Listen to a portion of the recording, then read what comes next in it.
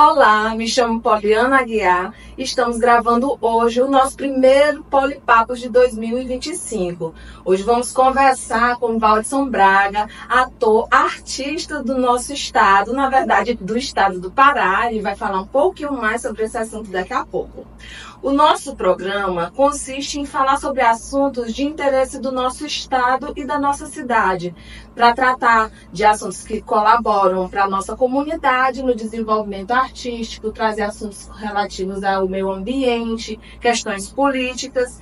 Então a gente está no intuito de conversar a respeito desses assuntos de forma livre, descontraída e trazer para vocês um conteúdo de qualidade.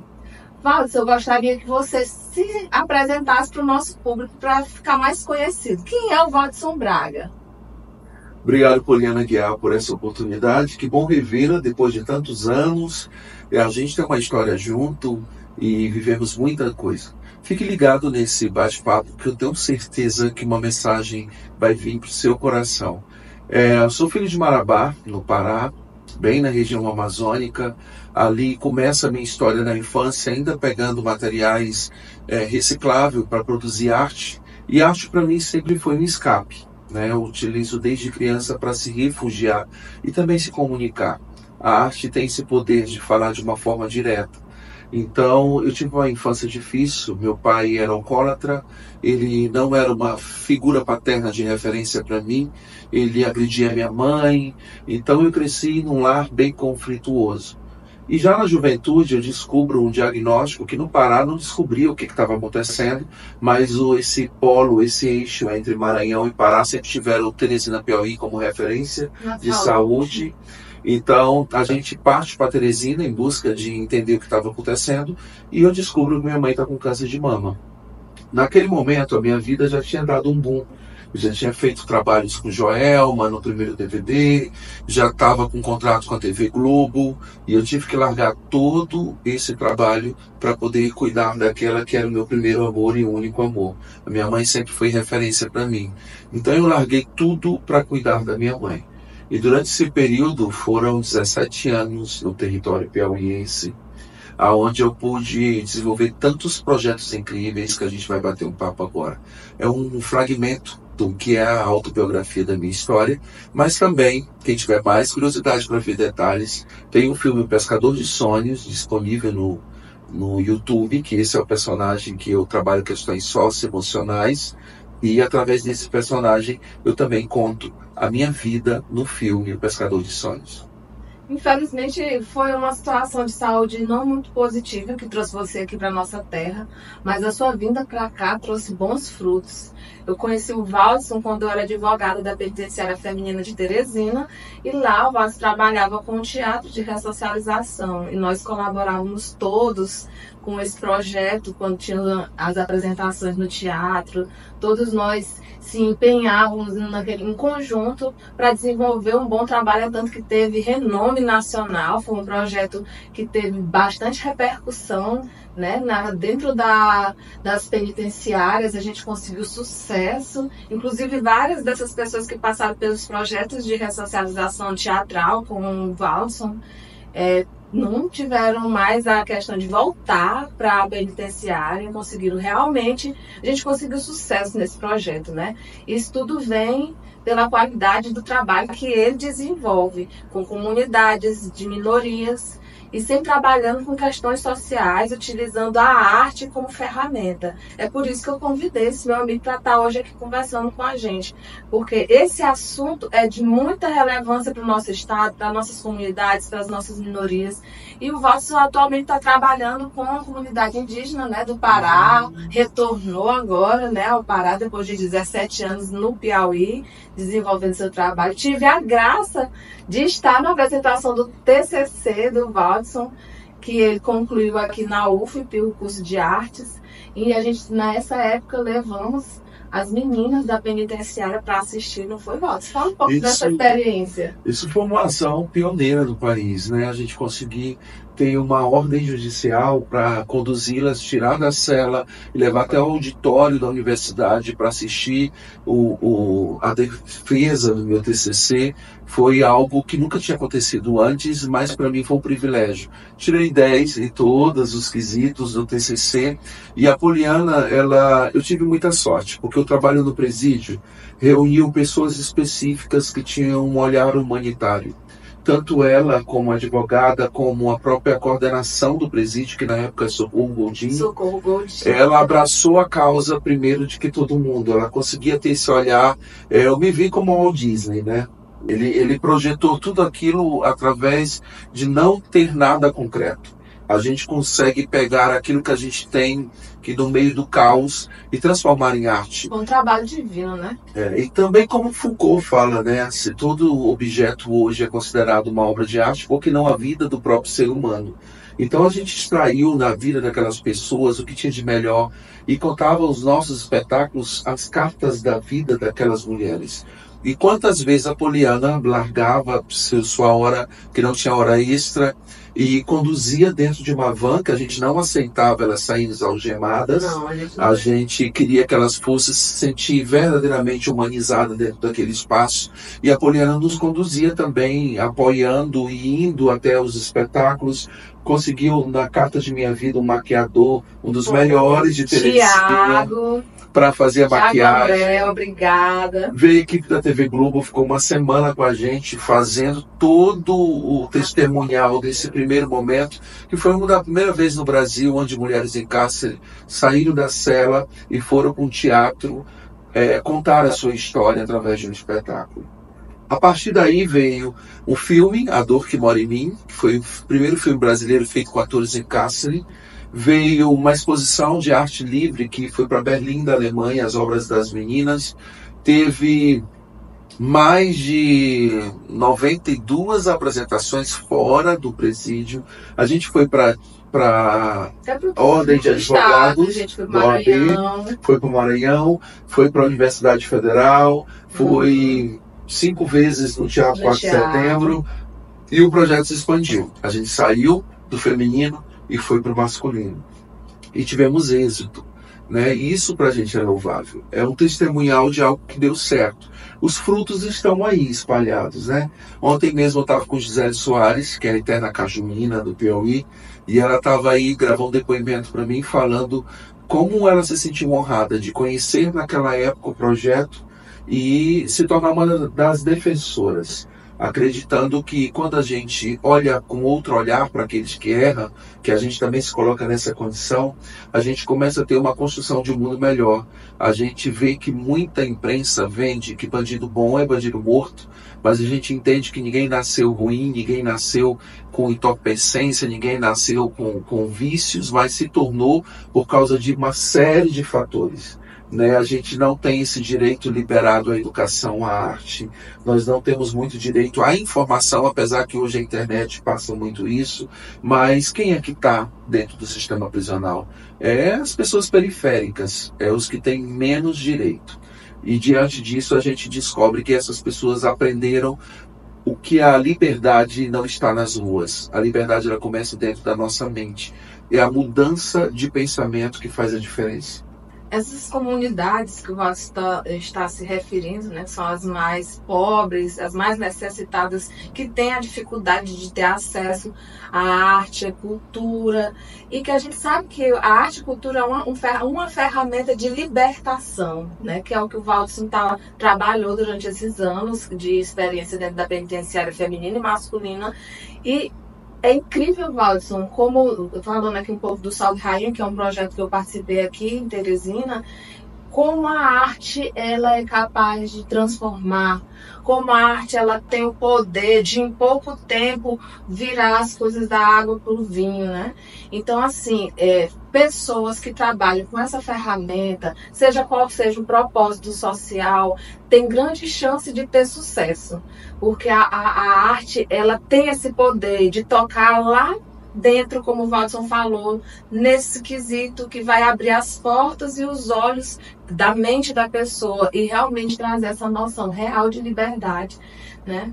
Então, assim, o Valdo também trabalha com outras comunidades. Atualmente trabalha, eu estou acompanhando você no Instagram e eu vejo que você está dentro de uma reserva indígena, trabalhando com as gêmeas. Eu gostaria que você falasse desse trabalho atual que você está fazendo lá no Pará e falasse desse trabalho com essas outras comunidades, além da comunidade penitenciária, dessas comunidades indígenas, quilombolas, que você também já desenvolveu e já desenvolve há bastante tempo trabalho junto a elas.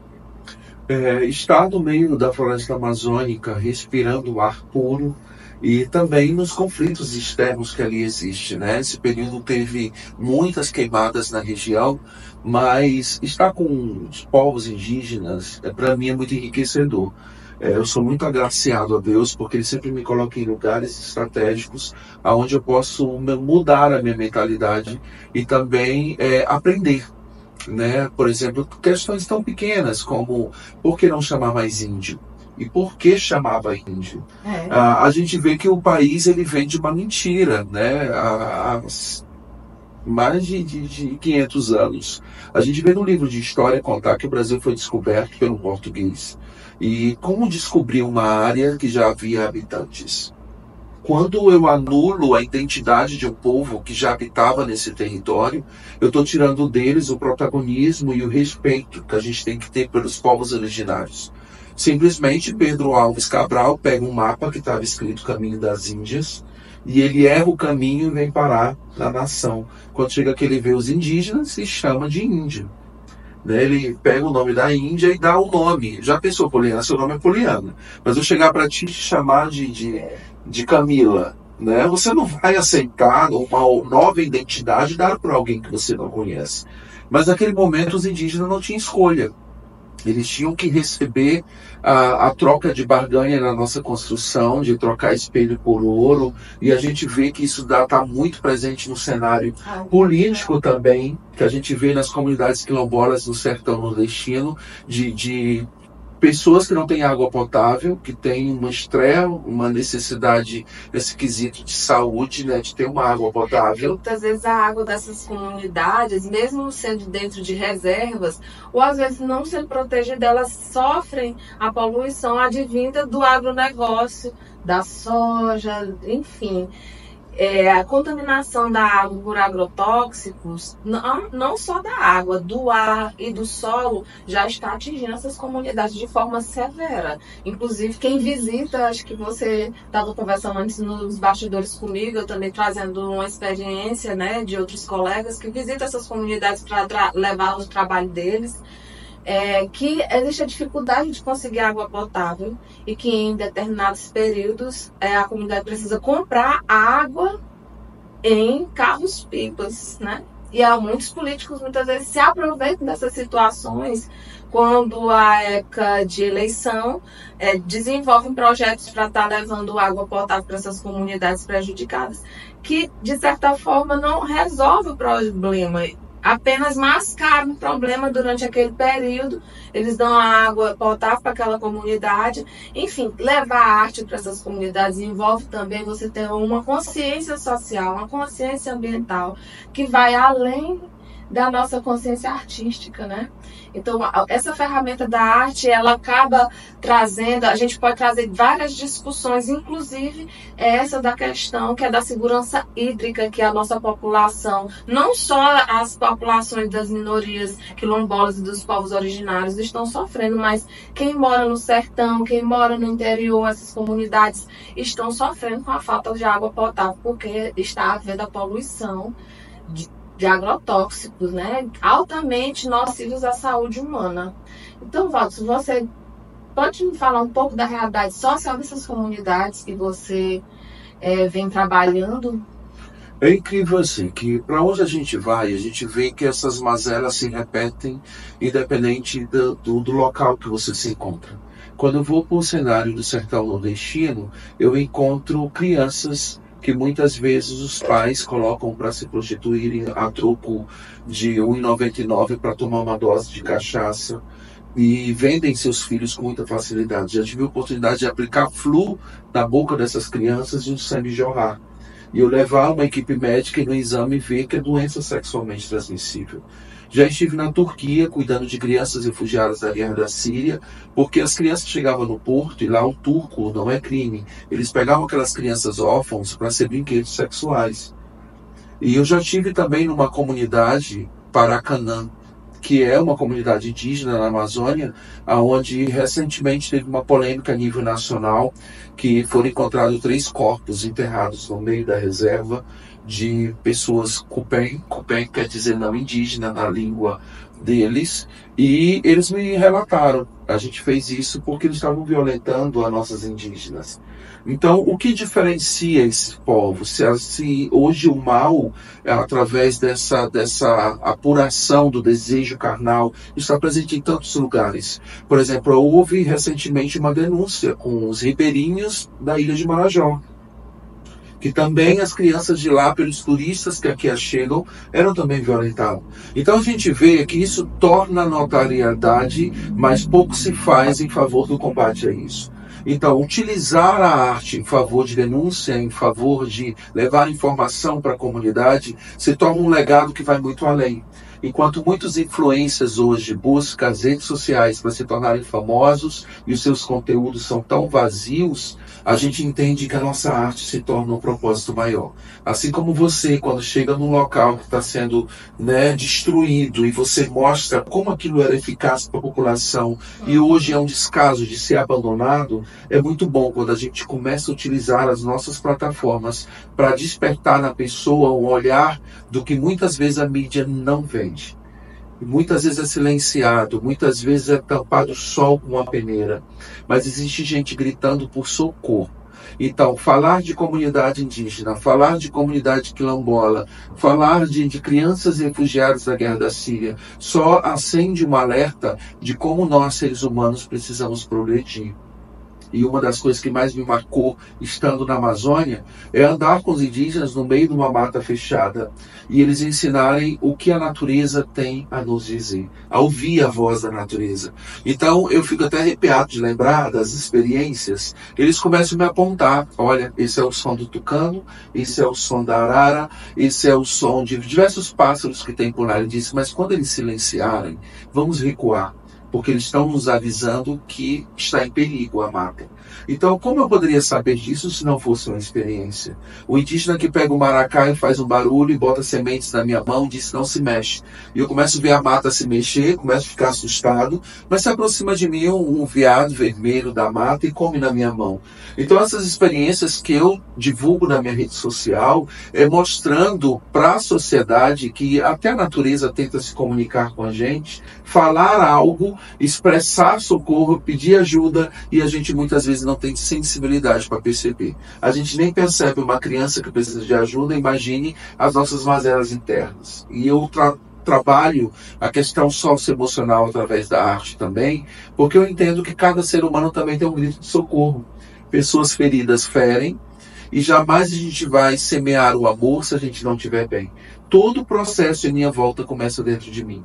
Então esse olhar ele é apurado a partir de uma vivência dentro do sistema prisional, a partir de uma viagem a Istambul, a partir de uma comunidade quilombola, onde eu encontro um povo que passa uma miséria, mas que tem um sorriso no rosto que eu não encontro no meio da cidade urbana. Então tudo isso é uma forma de comunicação e de expressar amor através da arte. No Enem desse ano, surpreendeu muitas pessoas o tema, porque ele vem trazer as contribuições, a contribuição da comunidade africana na cultura brasileira. Só que a gente não deveria falar as contribuições no plural e também puxar esse assunto para as contribuições dos povos originários, porque a gente tem uma cultura muito embranquecida, muito eurocêntrica, muito na visão do branco, e pouco se conta nos nossos livros as histórias e as contribuições desses povos, que realmente na nossa fala, tá na nossa comida, na nossa gastronomia, a gente tem tantos pratos que traz exatamente essa influência africana, influência indígena. Então esses povos eles têm muito a colaborar. Olha essa sabedoria de como é que eu vou chamar um veado dentro da mata, como é que eu vou saber se a mata está em perigo, o que está acontecendo. Eles sabem ouvir a mata, eles têm um conhecimento que nós que estamos dentro dessa cultura eurocêntrica e embranquecida, nós perdemos de vista, sendo que nós somos uma população miscigenada, que não tem nenhum exatamente de uma raiz única, né? A gente tem essa contribuição. Vamos lembrar do nosso Brasil colonial, né? Que os povos africanos vieram para cá, que os povos originários já estavam aqui, que os portugueses trouxeram também outros europeus depois em outras épocas, né? E várias outras nacionalidades também que já miscigenou tanto. E o Brasil é tão continental e tão diverso na sua população, na sua cultura. E ainda precisamos lembrar disso, né? Poliana, eu só até me lembrei da tua fala de uma coisa. A gente assiste filmes indígenas como a Tainá, que foi um sucesso, e a gente começa a criar um padrão do que seria o indígena. Uhum. Mas quando eu chego nas comunidades indígenas, eu encontro muitos negros lá. E eu fico, como é que pode? Ele não parece ser indígena, porque é a nossa visão preconceituosa. Mas quando eu vou adentrar dentro do estudo, olha só que assustador isso. Existem 700 comunidades no Maranhão de quilombos amazônicos. Existe no Pará 400 comunidades quilombos de negros. O que acontecia naquele período? Que isso a história, o livro não conta. Quando chegaram a população europeia na região amazônica, eles queriam escravizar os indígenas, assim como os negros, para construir os grandes centros, as primeiras cidades. E o indígena se recusava a fazer o trabalho escravizado. Então eles preferiam morrer do que trabalhar. E aí eles tiveram a ideia de pegar o navio negreiro e descer no porto de São Luís. Então ali começou a vir os primeiros negros para construir os grandes centros na região amazônica. E como os negros tinham uma opção no meio da floresta, era fugir, se refugiar na mata. E quando eles chegavam nas matas, eles eram protegidos pelos indígenas. Então começou a ter um envolvimento de negros com indígena, que faz hoje eu encontrar uma população indígena negra. E aí eu criei um projeto chamado Amazônia Negra. Nossa, que eu dou protagonismo para os negros amazônicos, que é apagado da história. Assim como o racismo está presente no dia a dia, também está presente na nossa história, porque a partir do momento que isso não é contado, a gente também está tendo um apagamento do contexto histórico. Porque memória tem tudo a ver com pertencimento. Se a gente não conta essa história, esses atores estão ficando para trás, esquecidos. A história está ficando lá nos bastidores. Então, o pertencimento, as pessoas não se sentem pertencentes à nossa sociedade. Falar sobre esses assuntos é importante por conta disso, porque a gente precisa trazer essa consciência para nós que estamos aqui na cidade, que estamos vivendo outra realidade, que também tem outros problemas, né, sociais, que são diversos dos deles, mas que a gente também pode sim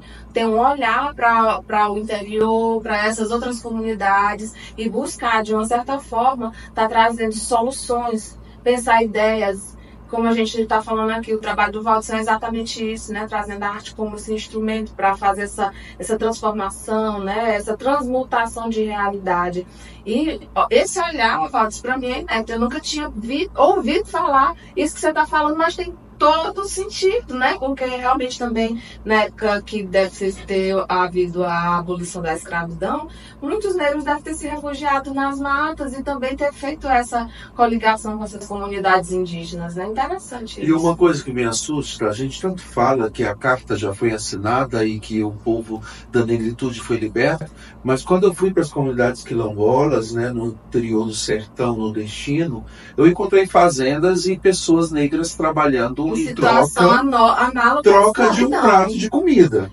Então, se não tem uma renda, se não tem uma renda mensal, se ele trabalha por comida, isso aí escravidão está levando a escravizar aquelas pessoas. Então, isso ainda é decorrente, não é algo que a gente está contando da nossa história do passado. É atual, ainda é 2024, aliás, 2025. Em 2025, sabendo que essa realidade ainda é presente. Então, que bom que a arte ela pode ser usada como uma plataforma de discussão. Eu me recordo que dentro do sistema prisional eu lancei um livro chamado A Verdadeira Liberdade.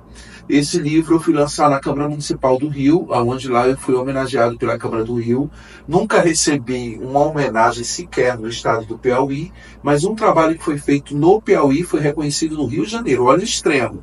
Naquele período, Poliana, a gente recebia mensagens de globais falando do que estava acontecendo aqui, e isso deu um boom, né? Fez com que isso ficasse em repercussão nacional. E a visibilidade fora disso fez com que Marielle Franco, lá no Rio, fizesse o testemunhal do lançamento do meu livro. E eu me recordo que a Marielle tinha um discurso muito feminista, aquela coisa, e eu estava estranhando tudo aquilo porque não era o meu universo. E aí eu cheguei para ela e falei assim, ela falou, por que você não vem trabalhar no Rio, no sistema prisional do Rio de Janeiro? Aí eu falei para ela, olha, cada presídio é um sistema diferente. Eu não posso dizer que conheço a realidade do sistema prisional brasileiro, porque os 16 presídios do Piauí que eu passei, cada um eu vi uma linguagem diferente. Eu falei, se eu contar o que eu sei dos bastidores, no outro dia eu estou morto. Aí ela falou assim, eu sou vereador no Rio, eu divulgo a facção criminosa, eu falo dos políticos envolvidos na minha rede social, e eu sei que isso pode custar minha vida, mas nem que minha vida seja tirada, ninguém vai calar minha voz. E hoje eu escutar, nos 4 cantos que eu vou, a palavra Marielle presente, ela está presente. Mexe muito comigo. Eu tenho fotos com ela nesse dia do lançamento do meu livro, e um mês depois ela teve sua trajetória interrompida, entre aspas. Atentado, né? Então, na Amazônia, existem inúmeras pessoas que foram... que já sucumbiram, infelizmente, que foram mortas, que foram mortas por uma causa. Então a gente vê o risco que a gente corre de estar promovendo a arte e informação através daquilo que a gente faz, mas pelo outro lado existe algo que queima dentro da gente, que a gente não vai descansar enquanto a gente não cumprir o propósito. Eu acho que ninguém passa por esse caminho que não tenha algo para não jogar nesse canteiro. Então, cada um de nós tem um propósito e uma missão para cumprir. Enquanto eu estiver por aqui, o chamado está sendo respondido.